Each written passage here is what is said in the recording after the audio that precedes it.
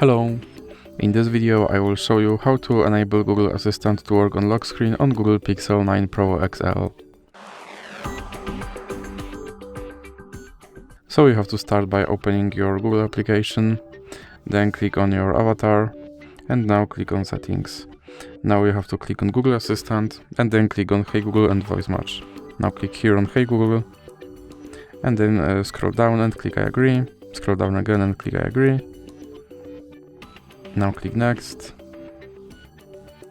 and then click on Retrain Voice Match Model. Hey Google, help me write a thank you note.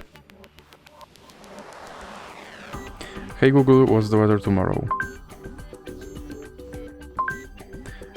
Okay Google, explain how a rainbow is formed. Okay Google, set a timer for 5 minutes.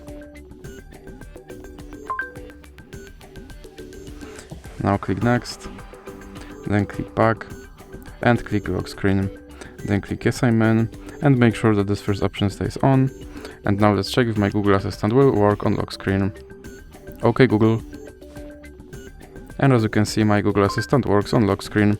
So that's it for this video. If you liked it, please remember to leave a like and subscribe.